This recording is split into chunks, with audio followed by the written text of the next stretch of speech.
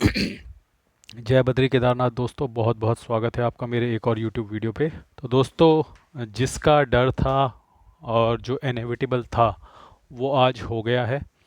और चलिए, ये तो हमें पता ही था कि ये होने वाला है।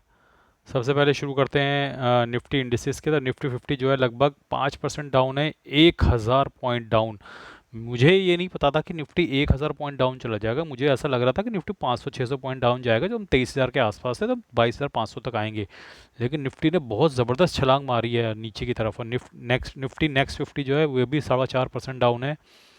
और आगे अगर देखें तो जो बैंक निफ्टी है वो भी 4.25% डाउन है, 49,300 तक आ गया है। निफ्टी 100 वो भी 4.5% डाउन है। अब मेन जो है वो है मिड कैप। मिड कैप जो है, मिड कैप 100, ये लगभग 4.5% डाउन है। और निफ्टी स्मॉल कैप 5.7% डाउन है। तो जो भी गेन मिड कैप और स्मॉल कैप में बना था सब निकल गया। जो भी गेन निफ्टी बीज में बिना था सब निकल गया। जो भी गेन जितना भी बना था, मतलब हम बॉटम पे आ गए हैं, 21,880 900 के आसपास चल रहे हैं, यही बॉटम हमने टच किया था। तो मेरे को ये उम्मीद नहीं थी कि हम बॉटम एक ही दिन में टच कर जाएंगे। मतलब मैं ये सोचा था कि 500-600 पॉइंट नीचे जाएगी मार्केट, फिर अगले दिन शायद 300-400 जाएगी, फिर उसके बाद 200 जाएगी, तो 3-4 दिन लगेंगे और उसके बाद देखेंगे। लेकिन मुझे ये उम्मीद नहीं थी कि एक ही दिन में झटका मार कर पूरा नीचे आ जाएगा। पूरा जितना भी हमारा गेन था जो हमने बनाया था वो सब वाइप आउट हो गया है। और अब दोबारा से जो स्मॉल कैप और मिड कैप हैं वो 28-28% डाउन हो गए हैं। निफ्टी 17% डाउन हो गया है। और मार्केट की स्थिति बहुत ख़राब है। ट्रंप ने सब बर्बाद कर दिया। अब ये किसी ने भी नहीं सोचा था कि ट्रंप ये सब करने वाले हैं और इतना टैरिफ लगाने वाले हैं। और जो उनका रुख है वो आज पता चलेगा, आज कुछ करते हैं या नहीं करते। लेकिन मार्केट में हाहाकार मचा हुआ है। और मेरे वीडियोस पे कई कमेंट आ रहे हैं, कई ऐसे और लोग हैं जिन्होंने हमारा साथ छोड़ दिया है। जैसा कि मैंने आपको बताया था कि हम बहुत कम ही लोग एंड तक रह पाएंगे। तो आपने मेरे वीडियोस पर अगर जाके कमेंट देखोगे तो कई ऐसे लोग जो ऐसे कमेंट किया करते थे, नहीं भैया मैं आपके साथ हूँ, मैं एंड तक आपके साथ रहूँगा, उन्होंने भी अपना पोर्टफोलियो बेच दिया है। और आप जाके मेरे पिछले 1-2 वीडियोस में कमेंट देख सकते हो। लोगों ने अपना म्यूचुअल फंड बेच दिया, चाहे 1% 2% के प्रॉफिट में, और वो बाहर हो गए हैं। मैंने ये आपको पहले ही बताया था, ये जर्नी इतनी आसान नहीं होती है, ठीक है।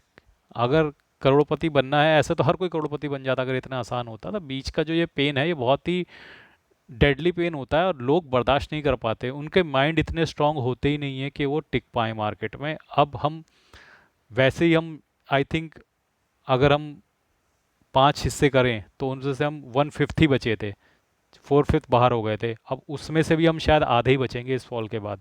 तो काफ़ी सारे लोगों के कमेंट आ रहे हैं, उन्होंने भी अपने पोर्टफोलियो बेच दिए हैं। तो अब हम गिने चुने लोग ही बचेंगे जो इस सफ़र में अब आगे निकलेंगे। तो ये तो रही बात इंडेसिस की। अब आते हैं फिनवेशिया के प्लेटफॉर्म पे। तो दोस्तों, इस पे आप देख सकते हो कि मेरे जो शेयर्स का पोर्टफोलियो आज लगभग 7,605 से डाउन है। और लगभग 4% का आज इसमें डाउनफॉल आया है। आप देख सकते हो आज ही आज में जो डाबर का शेयर है वो 3% डाउन चला गया है। H D F C small cap E T F 5.69% down चला गया है। इरकॉन 8.33% डाउन चला गया है। और ये मन 100 E Q E T F है, 5% डाउन चला गया है। C P S E E T F है, ये 3.5% डाउन चला गया। मिड कैप 20 का ई टी एफ है, 4.6% डाउन है। जीनस पावर 6.5% डाउन है। टाटा मोटर 8% डाउन है। रिलायंस 4.5, लगभग 4.5% डाउन है। इंडसइंड बैंक लगभग 2.95% डाउन है। ओवरऑल जो मेरा पोर्टफोलियो वो 20% डाउन हो गया है। 37,000 का इसमें नोशनल लॉस दिख रहा है। 1,85,000 इन्वेस्टेड वैल्यू है। 1,48,000 करंट वैल्यू है दोस्तों। और अब क्योंकि मुझे, जब मैंने आप लोगों से बोला था कि कोई थोड़ा बहुत इन्वेस्टमेंट मत करना, तो उस वक्त मुझे ये नहीं पता था कि मार्केट इतना तेज़ी से गिरेगा और 21,900 के लेवल तक आ जाएगा। जब ये 21,900 के लेवल पर आ गया तो एक इम्पॉर्टेंट लेवल है, ठीक है। मानता हूँ कि ये लेवल टूट जाए, और 90% चांस है टूट जाए, लेकिन 10% भी इस लेवल पे जोखिम लिया जा सकता है। तो मैंने भी ऐसा ही किया। मैंने थोड़ी सी आज बाइंग करी है। निफ्टी 20 मैंने 55 क्वांटिटी खरीदी है। और H D F C small cap का ईटीएफ मैंने खरीदा है 20 क्वांटिटी। मिड कैप 20 का ईटीएफ मैंने खरीदा है 20 क्वांटिटी। ये नेस्डेक का मैंने एक क्वांटिटी खरीदी है और C P S E ETF एक क्वांटिटी खरीदी है। तो ये क्वांटिटीज़ मैंने आज खरीदी है। तो मेरा खरीदने का कोई मूड नहीं था कि मुझे इतना फॉल की उम्मीद नहीं थी, लेकिन जब इतना ज़्यादा फॉल एक ही दिन में आ जाता है तो उसमें आपको थोड़ा बहुत बाइंग तो करनी चाहिए। तो मैंने थोड़ी बहुत बाइंग करी है, हालांकि काफ़ी प्रोबेबिलिटी है कि ये भी पोर्टफोलियो का लॉस में चला जाएगा, लेकिन ये एक अच्छा लेवल है, ठीक है। जब भी रिवर्सल आएगा इस अच्छे लेवल्स भी करी हुई बाइंग का आपको फ़ायदा होगा। तो इस वजह से मैंने बाइंग करी है। बाकी ऐसा नहीं है कि कई लोग कहेंगे कि आपने तो पिछले वीडियो में बोला था कि कुछ खरीदना मत, लमसम मत खरीदना। तो मैंने कोई बहुत ज़्यादा पैसे का नहीं खरीदा है। और देखो, जब वीडियो बना था उस वक्त ये स्थिति नहीं थी कि मार्केट इतना बुरी तरह क्रैश करेगा, इंडियन मार्केट तो भैया ये इतना बुरी तरह क्रैश किया, 21,900 800 के लेवल पर आ गया है। तो ये तो लोएस्ट लेवल था जो हमने देखा है हाल फिलहाल में। तो इस लेवल पे बाइंग तो बनती है, और आप देख रहे हो कि सुबह से मार्केट इस लेवल को होल्ड किए हुए है। हालांकि मुझे ऐसा लग रहा है कि अगर आज शाम तक कुछ पॉजिटिव न्यूज़ नहीं आई तो ये लेवल कल ढह जाएगा। और जैसा कि मैंने पिछले वीडियो में बोला था कि 21,800 850 का जो लेवल था ये टूटना तय है, वो टूट गया है। इंट्राडे बेसिस पे तो टूट गया है, एक ही दिन में टूट गया। मुझे तो उम्मीद नहीं थी कि एक ही दिन में टूटेगा। मैंने तो आपसे यही बोला था कि 21,800 का जो 8 850 का जो हमने लेवल छुआ है 21,900 का, वो टूटेगा। लेकिन मुझे ये उम्मीद नहीं थी कि ये एक ही दिन में टूट जाएगा। एक ही दिन में टूट गया है। अभी इंट्राडे में तो नीचे चला गया, अब शायद रिकवरी हो जाए तो अलग बात है, लेकिन रिकवरी की भी ज़्यादा उम्मीद नहीं है। आज शाम को डोनाल्ड ट्रंप क्या करते हैं, अभी तो उनका मतलब अर्ली मॉर्निंग ही होगी उधर उधर तो अभी, या 3 4 ही बज रहे होंगे रात के अभी। तो उनके वहाँ तो सुबह होने में अभी समय है। और आज देखते हैं, चाइना ने भी रिवर्सल टैरिफ लगाया है उनके ऊपर, और ईयू भी ये कह रहा है कि हम भी झुकेंगे नहीं, हमें भी अपने देश के लोगों का हित देखना होगा। इंडिया ने तो घुटने टेक दिए हैं मोदी जी ने, तो इनका तो अभी पता नहीं है क्या करेंगे। हालांकि मुझे ऐसा लगता है कि जो बीच का रास्ता इंडिया देख रहा है ये कहीं ना कहीं हमारे मार्केट के लिए बेनिफिशियल होगा। तो मैं ये नहीं कहूँगा कि घुटने टेकना हमेशा गलत होता है। तो कुछ लोग धमकी दे रहे हैं, कुछ लोग रेसिप्रोकल टैरिफ लगा रहे हैं, लेकिन इंडिया ने अपना स्टैंड न्यूट्रल रखा हुआ है। तो ये न्यूट्रल स्टैंड क्या इंडिया के फेवर में जाएगा आगे, ये तो आने वाला समय ही बताएगा। अभी कोई भी कुछ प्रेडिक्ट नहीं कर सकता है। सब लोग मार्केट में माल बेचकर भाग रहे हैं और कुछ लोग खरीद रहे हैं, जैसे मैं हूं और कुछ और लोग हैं। तो मैं ये नहीं कहूँगा कि ये गलत स्ट्रेटेजी है।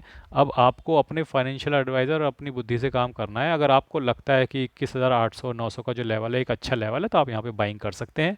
लेकिन ये लेवल भी टूट सकता है, पूरी प्रोबेबिलिटी है कि ये लेवल भी टूट सकता है। फिर आपको 21,500 और 21,000 के लेवल भी देखने को मिलेंगे, और तब की तब देखेंगे। फिलहाल तो यही स्थिति है। और आइए चलते हैं अपने म्यूचुअल फंड पोर्टफोलियो पे। तो म्यूचुअल फंड पोर्टफोलियो में मैं आज आपको दिखा देता हूँ कि आज कौन कौन सी एसआईपीज़ मेरी ड्यू हैं। तो आज मेरी निप्पॉन इंडिया लार्ज कैप की एसआईपी गई है, आईसीआईसी प्रूडेंशियल ब्लू चिप की एसआईपी गई है, एचएसबीसी स्मॉल कैप की एसआईपी गई है, इन्वेस्को इंडिया मिड कैप की एसआईपी गई है, पराग पारिक की एसआईपी गई है, मोतीलाल ओसवाल की एसआईपी गई है, कैनरा रोबेको नहीं। तो ये सारी एसआईपीज़ मेरी आज कटी हैं। इसके अलावा मैंने आज थोड़ी बाइंग करी है। देखिए, मेरा कोई मूड नहीं था लमसम डालने का, और जैसा मैंने बताया भी था, लेकिन जब मार्केट इतना शार्प करेक्ट हो और एक ऑल टाइम लो जो पिछले 2 3 साल का जो ऑल टाइम लो है उसको टच कर रहा है पिछले 1.5 2 साल में, तो उस लेवल पर बाइंग बनती है। मैंने की है, और मैं आपको दिखा देता हूँ कि मैंने क्या बाइंग करी। तो आज आप देख सकते हो कि मैंने कैनरा रोबेको में 1,000 का लमसम डाला है, सिर्फ 1,000 का। स्मॉल कैप में भी डाला मैंने, क्योंकि स्मॉल कैप भी अपने बॉटम में पहुंच गए हैं 27 28% के। तो मैंने उसमें डाला 1,000। एचएसबीसी स्मॉल कैप में मैंने 1,000 डाला है, bank of India small cap में मैंने 1,000 डाला है, कोटक स्मॉल कैप में मैंने 1,000 डाला है, एडलवेज स्मॉल कैप में मैंने 1,000 डाला है। ये सारा लमसम है apart from SIP. Edelweiss small cap में भी मैंने डाला है, ये तो फेल हो गई थी transaction. Motilal Oswal mid cap में मैंने डाला है 1,000, मिड एचडीएफसी मिड कैप में मैंने डाला है 1,000, एडलवेज मिड कैप में मैंने डाला है 1,000, कोटक इमर्जिंग इक्विटी ये भी मिड कैप है, इसमें भी 1,000, निप्पॉन इंडिया ग्रोथ का ये भी मिड कैप है, इसमें भी 1,000, Nippon India large cap 2,500, ICICI Prudential blue chip ये भी लार्ज कैप है 2,500, और पराग पारिक 10,000। तो ये सारी इन्वेस्टमेंट मैंने आज करी है, एक लमसम अलग से डाला है।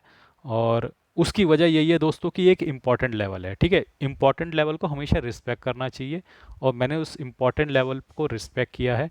अब सिचुएशन इतनी तेज़ी से बदलेगी ये मुझे भी नहीं पता था। मैंने जो शनिवार का वीडियो बताया था उसमें मैंने मना किया था कि लमसम मत डालना, लेकिन हालांकि मैंने कोई बहुत ज़्यादा अमाउंट नहीं डाला है, 20 25 हज़ार ही डाला है। और ये इसलिए डाला है कि एक इंपॉर्टेंट लेवल है।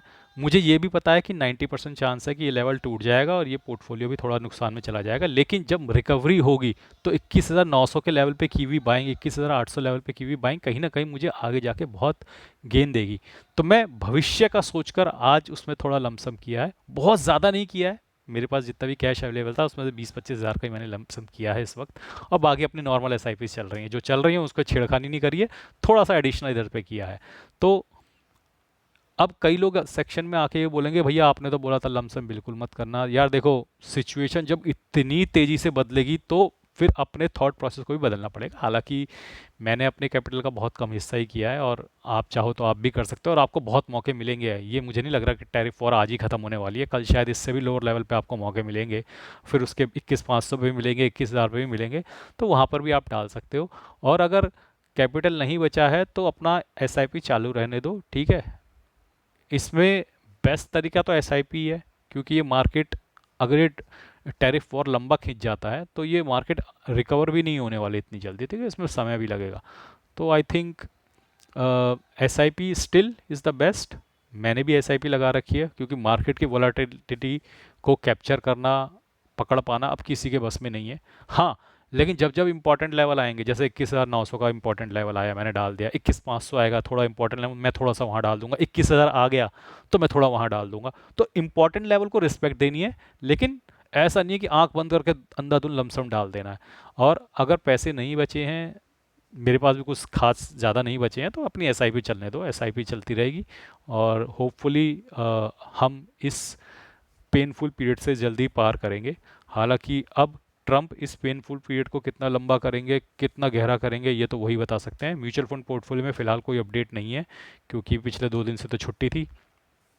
तो आज जब म्यूचुअल फंड पोर्टफोलियो अपडेट होंगे, और मेरी तो हिम्मत भी नहीं बनेगी कल का वीडियो बनाने में, जब वो अपडेट होंगे 5% का झटका लगेगा एक ही दिन में, तो पता नहीं अब किस मुंह से मैं वो वीडियो बनाऊंगा, लेकिन बनाना तो पड़ेगा। अब वादा किया है तो निभाना तो पड़ेगा। लेकिन कल मिलते हैं, हिम्मत मत हारिएगा। देखिए, मार्केट की वॉलेटिलिटी और मार्केट के डाउन ट्रेंड में पैसा लगाओगे, चाहे लमसम मत लगाओ, थोड़ा थोड़ा एसआईपी लगाते, जो चल रही है उसे चलते रहने दो। यही आपको वेल्थ बनाकर देगी। हो सकता है ये पीरियड थोड़ा लंबा खिंच जाए, 2025 पेनफुल निकल जाए, कोई बात नहीं, लेकिन हर सूरज ढलने के बाद सूरज उगता भी है, ठीक है, हर परेशानी के बाद अच्छा समय आता भी है। तो हिम्मत बांधे रखिएगा, हिम्मत बनाए रखिएगा। बुरा समय चल रहा है, इसमें कोई दो राय नहीं है। ट्रंप ऐसा करेंगे ये किसी को भी उम्मीद नहीं थी। बड़े बड़े एक्सपर्ट मार्केट में धरे के धरे रह गए हैं। और मुझे आज ऐसा लग रहा है एफआईआई और डीआईआई, एफआईआई तो आज सेलिंग करेगा ही 101%, डीआईआई शायद बाइंग कर ले, क्योंकि इंपॉर्टेंट लेवल आया तो डीआईआई बाइंग करेगा। और आपने देखा होगा कि सुबह से मार्केट इसी लेवल पे है लगभग, तो जहाँ खुली है वहीं वहीं है, 100-200 पॉइंट ऊपर नीचे। तो इसका मतलब कोई तो बाइंग कर रहा है, ठीक है। कोई कौन हो सकता है? कोई डीआईआई ही हो सकता है ना। रिटेलर्स तो पैनिक कर गए, वो तो बेच रहे हैं। एफआई तो जाहिर सी बात है, वो तो अपना मार्केट में वापस जा रहे हैं, बेच बाच के सारी मार्केट से निकल रहे हैं। लेकिन हमारा मार्केट इसी लेवल पर होल्ड कर रहा है, जहाँ खुला है। 1,000 पॉइंट डॉइन ही खुला था, और 1,000 पॉइंट पे ही अभी तक बना हुआ है। देखो अभी 12:30 बज चुके हैं, यानी कि कोई तो है जो बाइंग कर रहा है। वो कोई कौन है? वो डीआईआई है जो बाइंग कर रहा है। और डीआईआई जब इतने बड़े लोग बाइंग कर रहे हैं, तो मैं छोटा सा कौन होता हूँ उनको मना करने वाला? मैंने भी उनके साथ थोड़ी सी बाइंग कर ली। बाकी क्या होता है आगे देखेंगे दोस्तों। आज के लिए बस इतना ही। धन्यवाद, गुड बाय।